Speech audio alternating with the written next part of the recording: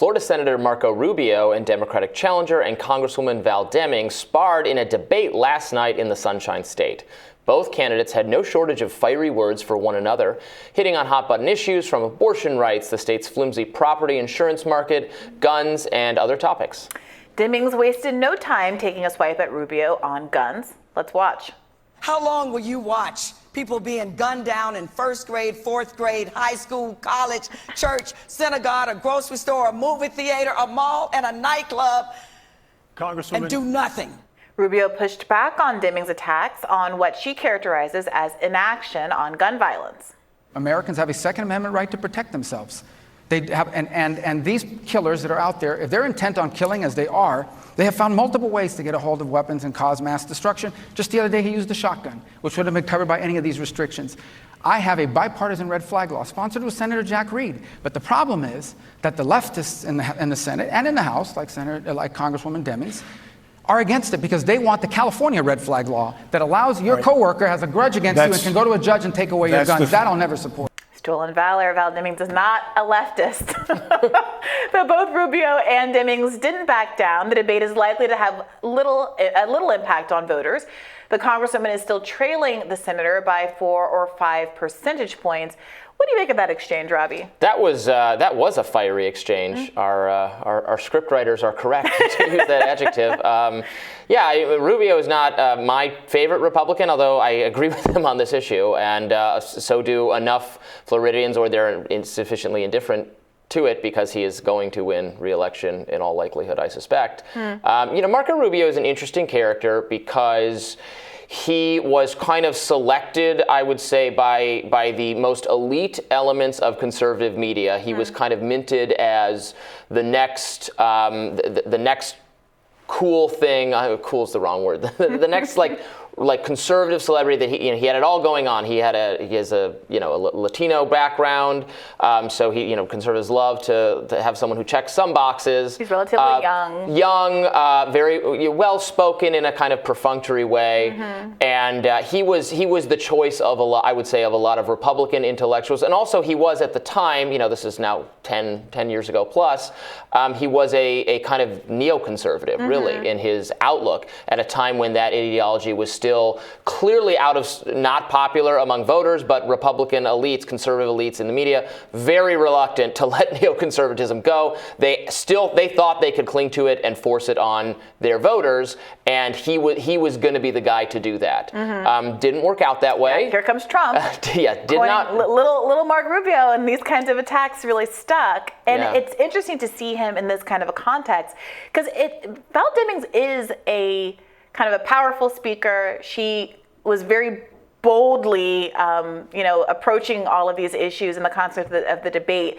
And it did put me in the mind of how Rubio was kind of humbled in the Trump era. However, on the debate stage in particular. Yeah. Yes. Yeah.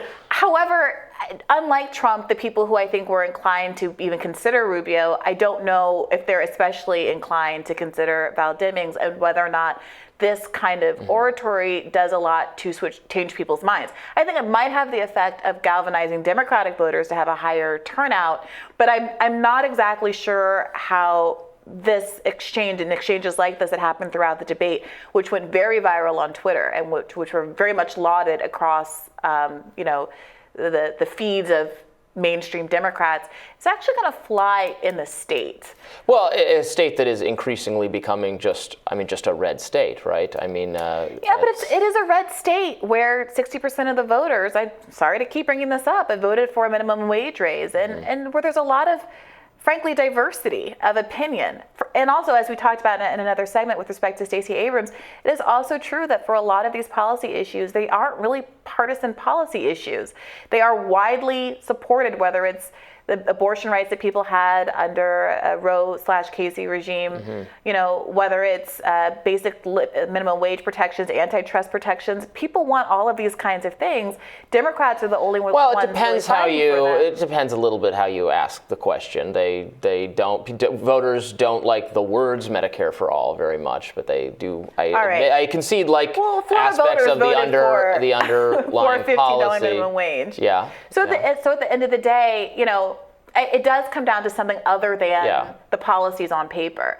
And I mean, if Floridian voters want whatever extremely restrictive gun program that Val Demings wants, then they would vote for it, wouldn't they? Clearly, they don't. Well, what is the allegedly extremely restrictive gun program? Because I did feel like there was, and I mean, it's not a feeling. There was, in fact, bipartisan consensus on a lot of these red flag laws. There was meaningful gun legislation that was just passed earlier this year. So I'm not even entirely sure what they're arguing about in that particular instance. What is actually the movement between these?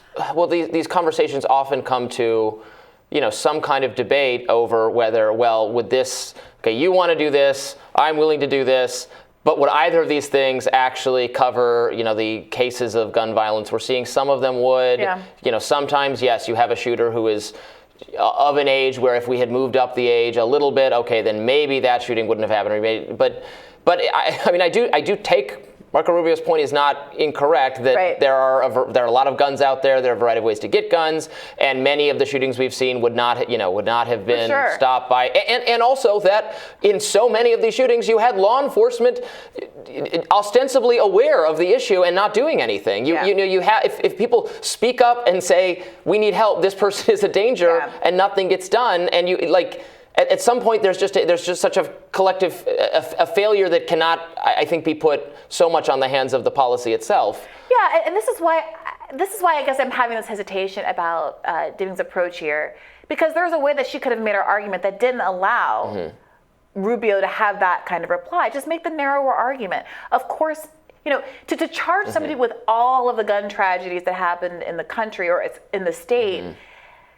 Especially when some of them would not be addressed by the gun reform that you're advocating, it can start to shift from seeming like a righteously indignant statement of fact to kind of a little bit of a cheap shot. And I think making a different kind of pitch that says, I also respect people's Second Amendment rights. I appreciate that there's a certain degree of gun violence that is going to happen, and it's deeply tragic, and we have to figure out how to get more support for the people who are, young or violent or disturbed or whatever, so they don't do these kinds of things. But here are the cases that could have been prevented by this legislation. Rubio, why don't you support these kinds of things? It might not be as pithy, but I think as a viewer, it seems less like a stunt, and it gives the speaker more credibility and authenticity, which I think ultimately is why so many people look at debates like these and moments like these and elections like these and just stay home. The sheriff of Broward County, where the Parkland shooting happened, who was just the most awful kind of political act, who gave speech after speech celebrating how his office handled it, when we now know the training that that the deputy had, the school resource officer. They had bad training protocols. They had ignored warnings about the shooter, and he should have resigned in disgrace. Refused to resign. DeSantis vowed to fire him, and that was like his first act in office was to fire him, which was a just outcome for that. So, more Rising right after this.